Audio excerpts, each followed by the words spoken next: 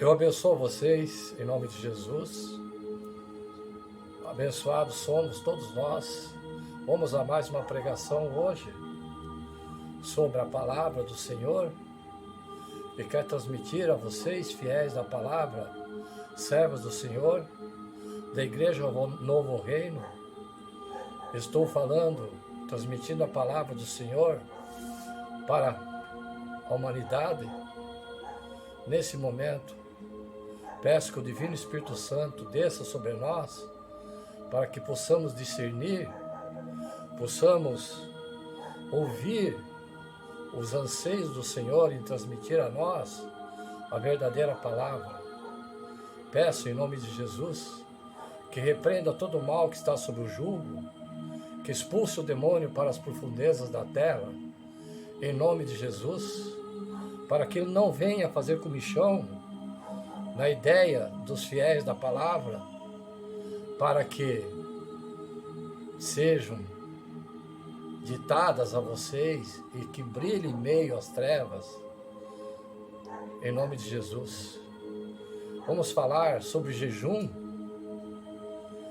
o preparo para a batalha do dia a dia. Jejuar, temos que provar ao Pai a nossa fé, para que possamos ter o nosso lugar na morada. Então, dizendo isso, como jejuar?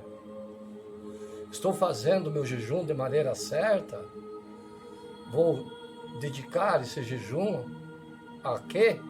Como? Vou falar com Deus? Essas são perguntas frequentes no meio dos cristãos fiéis ao Pai. Sendo esse um tema muito difícil, deixa muitas dúvidas.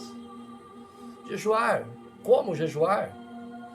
Pensando nisso hoje, eu vou pregar a vocês todas as dúvidas, mostrar a vocês como jejuar. Vamos buscar entender que a Bíblia tem a nos dizer sobre esse tema muito importante na vida dos fiéis. Mas uma coisa eu quero lhe dizer logo: jejum é um preparo para a batalha. O que é o jejum? Antes de tudo, precisamos entender o que é jejum. No contexto geral, o jejum é a abstinência total e parcial dos alimentos, por um período definido e por um propósito específico. O jejum foi aplicado praticamente em todas as épocas, nações, culturas e religiões, com diferentes objetivos, sendo esses espirituais ou até mesmo medicinais, visto que a sua prática traz inúmeros benefícios físicos, como desintoxicar o que o corpo produz.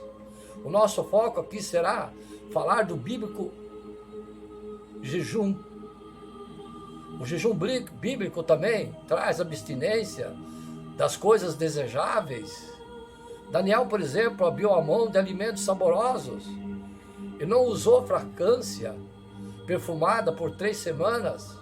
Daniel capítulo 10, versos 2 e 3. Então eu queria aqui frisar aos fiéis da palavra, servos do Senhor, que jejum é, na concepção da palavra, tudo que se abstém do que se mais gosta é jejuar. Certo?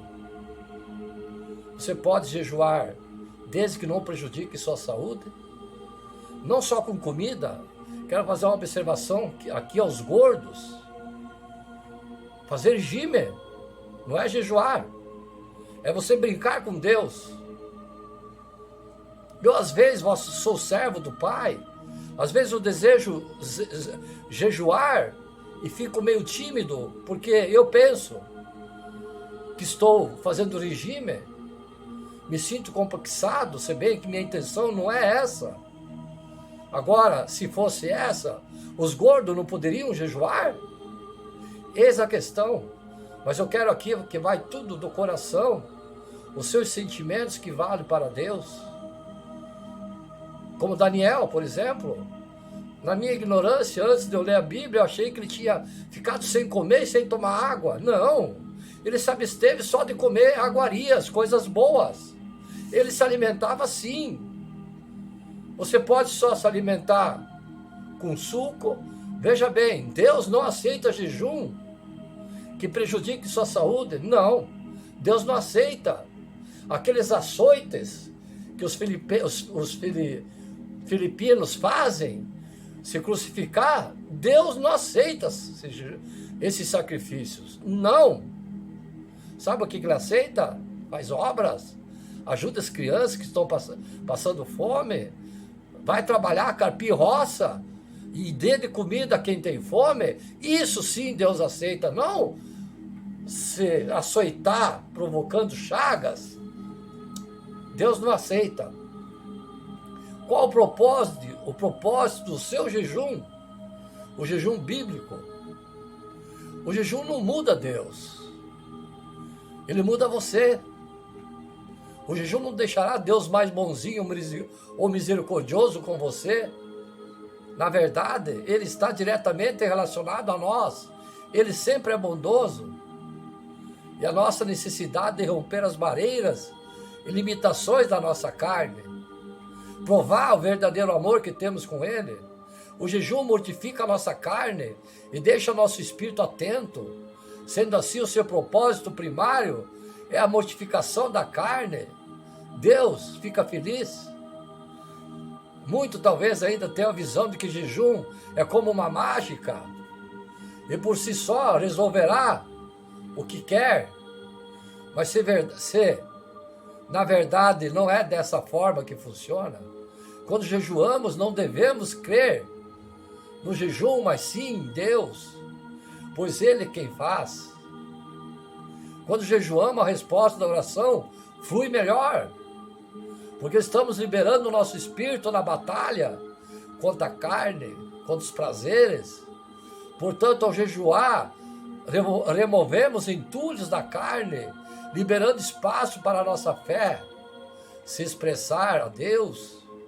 Apesar da mortificação da carne ser o propósito central do jejum, vemos na Bíblia diferentes motivos para ela, como consagração, Números capítulo 6, versos 3 e 4, arrependimento de pecados, 1 Samuel capítulo 7, versículo 6, Números capítulo 9, verso 11, luto, 2 Samuel capítulo 1, verso 12, aflição, capítulo 2, Samuel, capítulo 12, versos 16 e 23.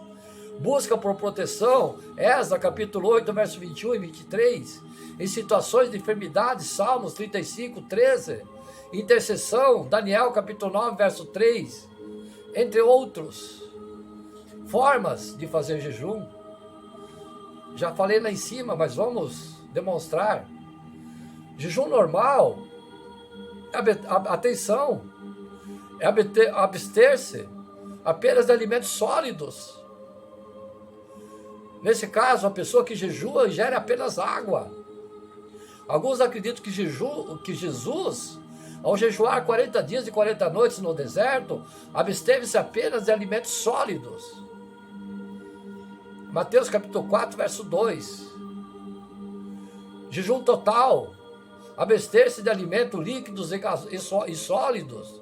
Na Bíblia vemos que Saulo de Tarso, Paulo que seja, após se encontrar com Jesus na entrada de Damasco, absteve-se de alimento sólido e líquido por 3 dias e 3 noites. Atos capítulo 9, verso 9.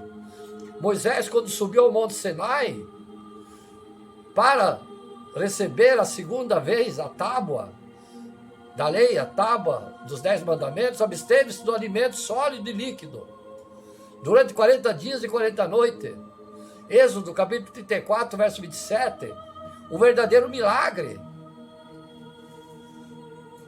Moisés, o jejum é o verdadeiro milagre.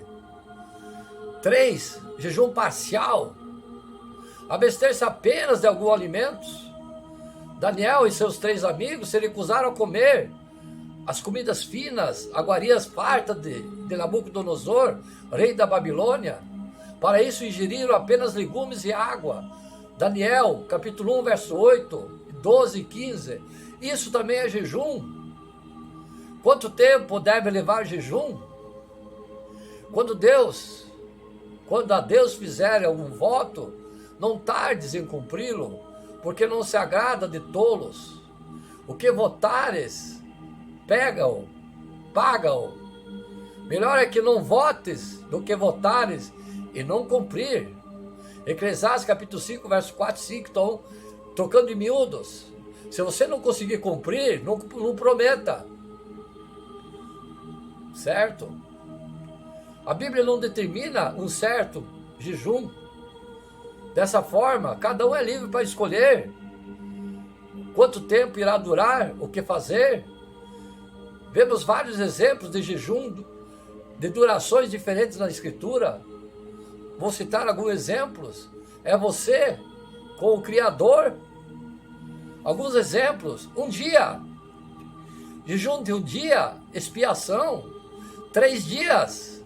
Jejum de Esther. Esther capítulo 4, verso 16. E Paulo, Atos capítulo 9, verso 9. 7 dias. Jejum por luto pela morte de Saul. 1 Samuel capítulo 31, verso 13. 14 dias. Jejum involuntário de Paulo e os que eles estavam no navio. Atos capítulo 27, verso 33. Jejum involuntário foi que eles não tinham o que comer, certo? Igual que eu acabei de abordar lá em cima. Você faz um jejum para dizer que está fazendo regime, para dizer que você está jejuando. Foi igual o jejum involuntário. Você está fazendo, certo? Um jejum involuntário, sabendo que na verdade você quer emagrecer. O Pai não aceita. 21 dias, jejum de Daniel em favor de Jerusalém. Daniel capítulo 10, verso 3. 40 dias o jejum do Senhor no deserto. Jesus. Lucas capítulo 4, verso 1 e 2. Podemos falar que estamos jejuando? Quando jejuares, não mostre uma aparência triste, como os hipócritas, pois eles mudam a aparência do rosto, a fim de que os homens vejam que eles estão jejuando. Eu lhes digo verdadeiramente que se eles já receberam a sua plena recompensa. Ao jejuar, ponha óleo sobre a cabeça e lave o rosto, para que não pareça que aos outros que você está jejuando, mas apenas ao Pai que te vê no secreto.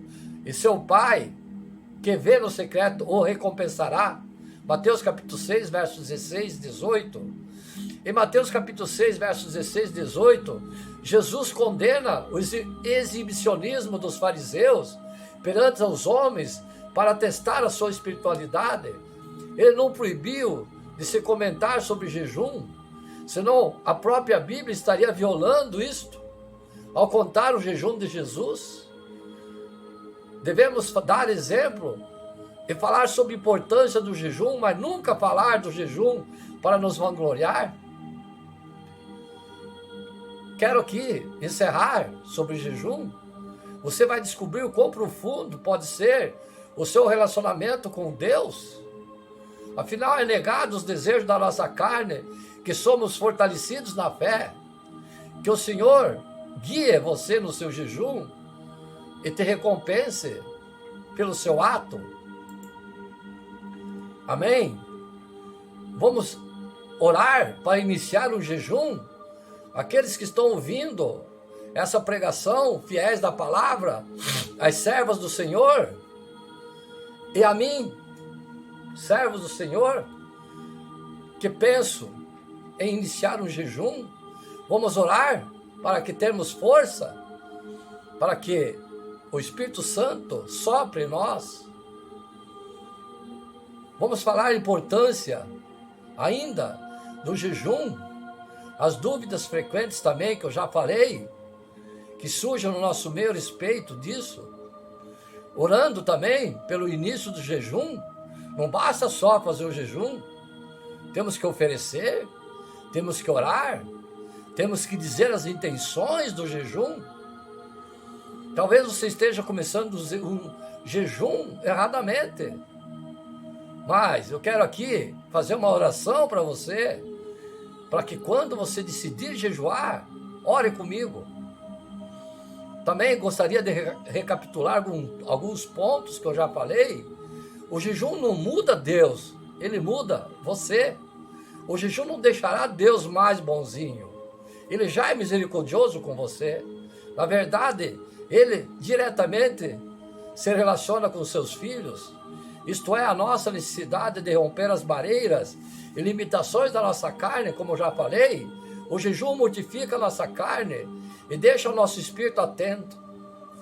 Sendo assim, o seu propósito primeiro é a mortificação da carne. Também não devemos ser como os fariseus, como já disse, que Jesus condena o exibicionismo aos homens que, para atestar a espiritualidade, se exibem. Caso você queira, fique à vontade para retornar ou aprender um pouco mais sobre o jejum. Eu quero deixar aqui uma passagem especial para você que está nesse momento me ouvindo, me vendo. Quando a Deus fizer algum voto, como eu já falei, não tardes em cumpri-lo, porque não se agrada de tolos. O que votares, paga-o. Melhor é que não votes do que votares e não cumprires. Eclesiastes capítulo 5, verso 4 e 5. Quero deixar essa mensagem hoje imprimida no seu coração. Quando jejuarem, não mostrem uma aparência triste, como hipócritas, pois eles mudam de aparência do rosto, a fim de que os homens vejam que eles estão jejuando. Eu lhes digo verdadeiramente que eles já receberam a plena recompensa. Ao jejuar, ponha óleo sobre a cabeça e lave o rosto, para que não pareça aos outros que você está jejuando, mas apenas ao Pai, o Criador, que vê você em secreto. E seu Pai te vê e te recompensará. Mateus capítulo 6, versos 16 e 18. Lembrando então, servos do Senhor, filhos, fiéis à palavra, todos que estão ouvindo essa palavra do mundo, se quiserem me acompanhar na oração, será um prazer. Ou se não, me acompanhe só meditando, que eu vou orar nesse momento.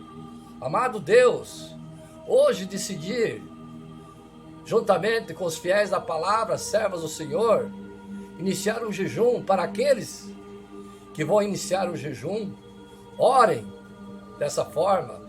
Decidi jejuar por teus profetas jejuaram, teu filho jejuou, assim como seus discípulos e apóstolos. Sei que minha carne deve ser mortificada, por isso jejuo e espero fazer isso com o coração no lugar correto. Por meio desse jejum, quero ouvir a tua voz e vivê-la com mais empenho. Desejo me voltar para ti, embora haja tantas coisas que me distraem ao meu redor. Peço-te perdão pela enorme cegueira que se apoderou de mim, pois não te rendi graças por todo favor recebido, imerecidamente às vezes. Quero com esse jejum que tu me faças capaz de aperfeiçoá-lo, assim como as pessoas que me cercam.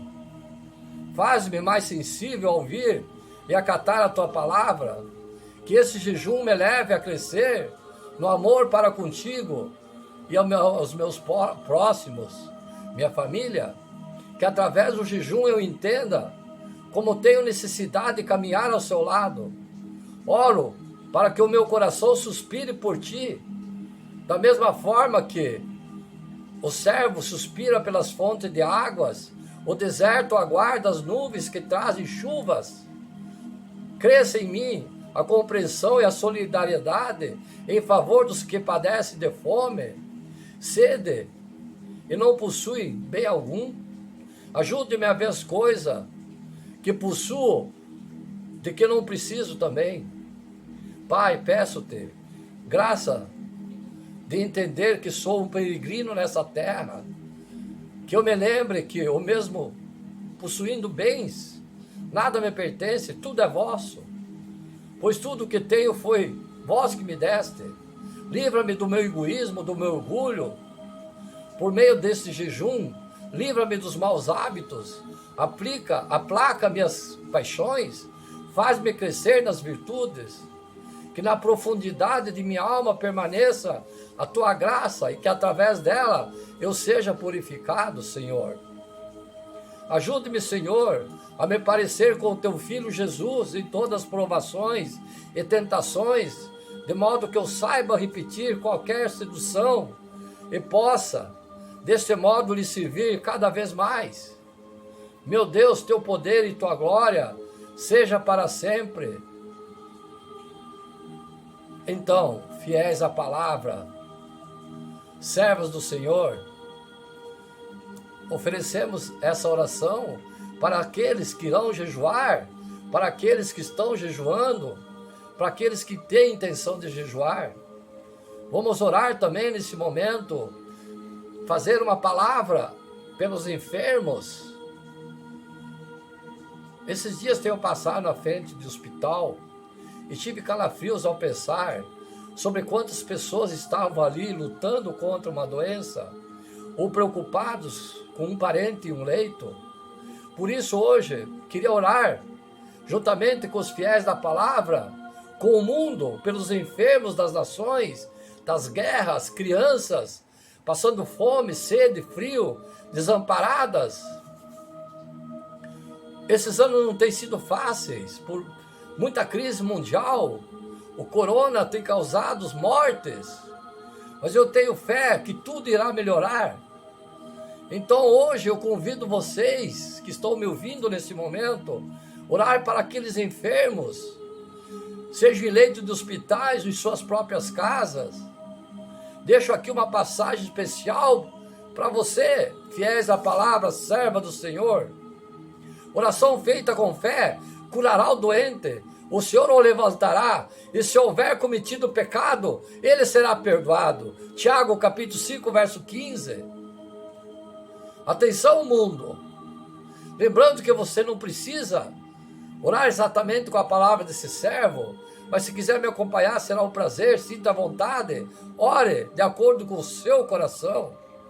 Amado Deus, primeiramente quero te agradecer por seu amor, porque sei que és Deus da cura, da vida e abundância. Agradeço aqui pela cura da minha filha, juntamente com a esposa Júlia e da minha filha Sabrina. Vós a curaste, Senhor. Então eu te agradeço por ter cuidado delas, por cuidar daqueles que precisam, das crianças desamparadas do mundo, meus 4.500 filhos que eu espero fervorosamente, meu Pai, por já ter permitido tantos milagres desde o início da humanidade até os dias de hoje. Sei que és o mesmo Deus de hoje e sempre, que eu amo e adoro de todo o meu coração. Pai, hoje eu quero orar também pelos enfermos, aqueles que estão dentro dos hospitais. Minha família está sob suas asas. Lhe agradeço imensamente, meu Pai. Ou até mesmo em suas casas, enfrentando alguma fragilidade na sua saúde. Por favor, meu Deus, entra em cada leito e cure com o sopro do Espírito Santo essas pessoas. Que a sua glória possa se manifestar na vida delas, e pelo sangue do Cordeiro elas sejam curadas, em nome de Jesus. Senhor, conduza cada procedimento médico que está sendo realizado nesse momento. Abençoe cada médico que serve como as mãos para a sua obra. Visite também cada amigo, familiar. Peço que leve conforto para aqueles que estão ao lado dessas pessoas. Que haja mais a tua sabedoria sobre os lares que sofrem com alguém enfermo nesse momento. Pai, eu peço nesse momento pelas crianças, por aqueles que estão desamparados nas guerras, fome, miséria, sem teto, desespero, e agradeço pela minha família que está sob suas asas. Oro por eles, Senhor. Aplacai, afastai o cálice da dor dessas crianças que estão tristes a chorar pela fome. Nós, Pai, nesse momento, desse clamor, Não vamos mais pecar pela carne. Oferecemos jejum. Agora, pedimos a vós, imploramos. Vamos orar para que o pecado saia de nós. Para que quem vive segundo a carne tenha a mente voltada para a carne, que deseja a carne, mas quem, de acordo com o Espírito, tem a mente voltada para o Espírito, deseja. A mentalidade da carne é morte, para a mentalidade do Espírito é vida e paz. A mentalidade da carne, inimiga de Deus, não se submete à lei de Deus, nem pode fazê-lo. Quem é dominado pela carne não pode agradar a Deus. Entretanto, você não está sob o domínio da carne, mas o Espírito, se de fato o Espírito de Deus habita em você.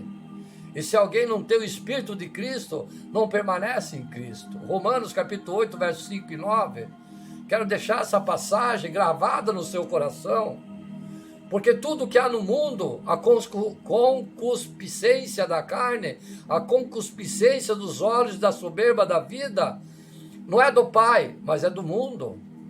E o mundo passa, e a sua concupiscência, mas aquele que faz a vontade de Deus permanece para sempre. 1 João capítulo 2, versos 16 e 17. Vamos orar então, para que vençamos o pecado, para que nos livramos do ataque do maligno. Lembrando, nessa oração, quem quiser me acompanhar, assim pode fazê-lo, ou ore de sua forma. Amado Deus, em primeiro lugar venho a ti pedir perdão, pois tantas vezes eu tenho falhado, perdão dos meus pecados, perdão dos pecados dos meus filhos, da minha família. Por vezes fiz o que minha carne queria, ao invés de fazer aquilo que te agrada. Sinto-me envergonhado por isso, mas não quero mais viver pelos meus erros, mas sim encontrar libertação em ti. Sou falho, eu erro, sou pecador, peco contra ti, mas eu me encontro disposto a mudar essa realidade. Senhor, livra-nos dos nossos pecados, limpa minha alma, sonda-me, que meu coração seja guiado por ti no caminho eterno e que não haja espaço para o mal dentro dele. Pai, me livra de todo vício, pois sei que o prazer carnal é momentâneo, leva à morte, quanto não física, leva à morte espiritual, emocional, social e familiar. Hoje escolho para me revestir do domínio próprio do seu Espírito. Espírito Santo, sopra em mim, cura a minha alma, da minha família, que eu consiga ter paz. Quero caminhar em santidade a ti, ser íntegro aos seus olhos e dar exemplo por onde passar. Que toda força maligna que tem tentado me derrubar, eu e minha família, provocar discórdia, seja repreendida nesse momento. E agora, em nome de Jesus, o Espírito Santo age em mim, vem habitar em mim, sopre em mim, Espírito Santo. Meu Deus, essa oração dedico a vós, e todo o poder e toda a glória seja dado a vós, eterno Pai. Não podemos ser dominados pelos prazeres da carne, pois isso nos faz desviar-nos do nosso caminho. A carne faz promessas vazias, infundadas, leva ao mau caminho. Segundo Pedro, capítulo 2, verso 19, está escrito que o homem é escravo daquilo que o domina. Sendo assim, quando dominado pela carne, nos deixamos destruir pelos vícios, que parece às vezes inofensivo e outras vezes nem tanto. Muitas vezes mentimos para nós mesmos, com promessas vazias, tipo assim: hoje eu vou parar.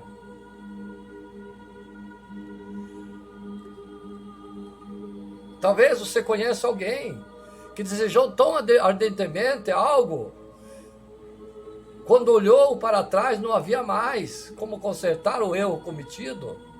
O desejo por pessoas, por exemplo, pode levar alguém a matar em nome do amor. Pois quando a carne domina alguém, o raciocínio lhe falta, só um objetivo, satisfazer o seu desejo, isso não provém de Deus e é destruição para a alma. Busque o que é do alto, pois o que é do mundo passa. O que você vê termina, o que você não vê é espírito, e o que você vê é a carne. Porque tudo que há no mundo, a concupiscência da carne, a concupiscência dos olhos, é a soberba da vida, não é do Pai, mas é do mundo. E o mundo passa e sua concupiscência, mas aquele que faz a vontade de Deus permanece para sempre. 1 João capítulo 2, versos 16 e 17. Quando você diz ao desejo da carne, diz sim para caminhar em santidade com Jesus, ao seu lado, é liberto da escravidão, das amarras do pecado, do medo e das angústias. Quando não pensamos em nossos atos, sejam eles pequenos ou grandes, alguém sofrerá as consequências. Felizmente temos um Deus bondoso e capaz de perdoar e nos limpar dos nossos pecados, quando verdadeiramente arrependidos. Por isso devemos levar os nossos pensamentos a Cristo, e não sermos escravos da carne. Deixa sobre o pé da cruz. Lembre-se que o prazer carnal momentâneo leva à morte, quando não física leva à morte espiritual, emocional, social, familiar. Então escolha seu domínio próprio, deseje ter uma vida de santidade, volte somente seu espírito e não deixe se dominar pelo pecado. Essa é minha palavra que eu dirijo a vocês, servos do Senhor, fiéis à palavra. Qual é a sua certeza da paz que você tem, do amor para com Deus? E um mundo de tantas dúvidas, medos, que certeza você tem? Você está preparando a tua salvação? Onde está a tua confiança, a tua fé? Não é fácil enfrentar dia a dia quando não temos nenhuma certeza. Afinal, a dúvida gera uma série de sentimentos em nós que não são bons. Mas quando carregamos verdades bem fundadas em nós, não há mais espaço para pensamentos ruins. Uns confiam em carros, outros em cavalos. Alguns confiam em carros, outros em cavalos. Mas nós confiamos no nome do Senhor, o nosso Deus. Salmo capítulo 20, verso 7. Vemos muitos por aí depositando confiança em dinheiro, fama, fortuna, homens de poder, cargos. No entanto, nós sabemos que tudo isso é volúvel, isso é passageiro. Mas felizmente aqueles que foram justificados pelo sangue do Cordeiro, possuem a salvação agora, podem depositar suas confianças no único que nunca falhou e nunca falhará. Como ser humano, nossa mente está sempre a inventar mentiras para nós, e uma delas é que não podemos confiar no Altíssimo. Essa é uma mentira horrível que o maligno usa para nos causar falta de fé e gerar medo, pânico, dúvida, para te arrastar para a perdição, frustração e outros sentimentos ruins. E quando você fraqueja, ele te ataca, ele te derruba, te promete e nada cumpre. Já vi muita gente que ora confia no Senhor, ora não confia. Sabe de uma coisa? Gente em cima do muro não chega a lugar nenhum. Então deixa eu te perguntar, você prefere continuar vivendo com medo ou deixar o nosso Pai te leve em um lugar antes inimaginável? A certeza da salvação, você tem certeza que será salvo, fiéis à palavra, servos do Senhor, mundo? A maior certeza que alguém pode carregar é a certeza da salvação. Mas eu já vi, e acredito que você também, uma pessoa duvidando se de fato é salva. Essa é uma das piores dúvidas que pode ter, principalmente se você já foi batizado e aceitou Jesus como seu único Salvador. Lógico que o batismo é preciso buscar a verdadeira mudança de comportamento, mas muitas vezes é não ter certeza de que foi salvo. É uma mentira do inimigo para nos afastar de Deus e de seus propósitos para nós. Então hoje quero te convidar, fiéis à palavra, servos do Senhor, refletir sobre certas certeza e incerteza em sua vida. Pensa se há dúvidas plantadas pelo maligno e onde você tem depositado a sua confiança. Ele começou a mentir, o maligno, desde Adão e Eva até hoje. Ele vem tentando dissolver todo sentimento, toda a fé, toda a confiança. Diga sim, sim, sim, pois Deus é que te capacita. Deus te capacita, servas do Senhor, fiéis à palavra. Muitas vezes temos medo de não nos sentirmos à altura dos cargos que Deus nos confiou, a obras entregue a nós, servas do Senhor. Esquecemos quem é Deus que nos capacita. E pensando nisso, hoje eu quero pregar a vocês as verdades bíblicas sobre a nossa identidade, sobre aquele que cremos. Quando o Senhor chamou Moisés, ele imediatamente pensou em 5 motivos para dizer não. E nós, por vezes, também levantamos esses mesmos pontos como razão de desistir, que estão descritos em Êxodo, capítulo 3 a 4. Quem sou eu? Primeiro, quem sou eu? Moisés pensou que Deus havia escolhido a pessoa errada, pois não se sentia capaz de realizar aquilo que lhe foi pedido. Era muita responsabilidade. Você já se sentiu assim? Eu me senti. Já pensou em desistir em algo por pensar que não era capaz? Você? Eu sim. Então, aqui está a resposta para você e para mim, de Deus, para esse pensamento. Eu serei contigo. Êxodo capítulo 3, verso 11. Não importa quem você é, Ele escolheu estar com você. Glória a Deus, glória a Deus, glória a Deus. Quem é você? Item 2. Moisés percebeu que não conhecia Deus o suficiente para apresentá-lo ao povo, afinal Deus é tão grande, tremendo e magnífico. Como descrevê-lo? Pensando assim, demonstra humildade, mas não pode servir de desculpa para recusarmos o chamado de Deus para servirmos e espalhar a sua verdade. A resposta de Deus para esse pensamento: eu sou o que sou. Êxodo capítulo 3, verso 14. Nosso Senhor sempre foi e sempre será com os que servem. 3. Ele não vai acreditar em mim.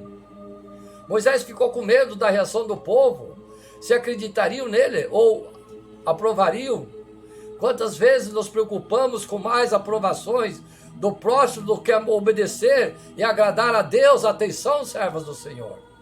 Resposta de Deus para esse pensamento: e acontecerá que, se eles não crerem, nem ouvirem a voz do primeiro sinal, crerão a voz do derradeiro sinal. Êxodo capítulo 4, verso 8. Você será apenas um instrumento. Deus é quem proverá quem és. Amém. 4, eu não falo bem, não sou um bom orador. Moisés achava que depender das suas próprias qualidades para impressionar o povo. Nós não podemos nos deixar enganar. Se Deus nos chamou, Ele nos capacita por meio do Espírito Santo. Precisamos apenas nos expor a servir com esmero. Resposta de Deus para esse pensamento: vai, pois agora eu serei com a tua boca e te ensinarei o que has de falar. Êxodo capítulo 4, verso 12. Foi Deus quem fez a sua boca. Se Ele está enviando, te capacitará, vai te capacitar. 5, seria melhor o Senhor escolher outra pessoa. Moisés sentiu medo e o peso da responsabilidade, por isso quis esquivar-se do seu chamado, sugerindo que Deus escolhesse outra pessoa. Contudo, o Senhor tem o seu chamado diferente para cada um. Pelas servas do Senhor até. Portanto, aceite o chamado que lhe for entregue e sirva a Deus com alegria, dando o seu melhor, servas do Senhor. Resposta de Deus para esse pensamento. Então se acendeu a ira do Senhor contra Moisés e disse: não é Arão, o levita teu irmão? Eu sei que ele falará muito bem, e eis que ele também sai ao teu encontro. E vendo-te, se alegrará em seu coração. Êxodo capítulo 4, verso 14. Deus te escolheu para essa tarefa. Ele pode enviar uma pessoa para te auxiliar, mas essa é a responsabilidade tua, Moisés. Amém? Graças a Deus, você se considera uma pessoa mansa? O que vemos por aí são pessoas que não acreditam na palavra, que se estressam com pequenas coisas, muito mais que isso, acabam de ser agressivas na comunicação com o próximo, e por isso, às vezes, a certeza não é assim com aqueles que são transformados em Cristo, deveriam agir. Se vimos a um Deus que é manso e que valoriza tal forma o comportamento, em nome de Jesus, vou passar para o segundo vídeo. Amém?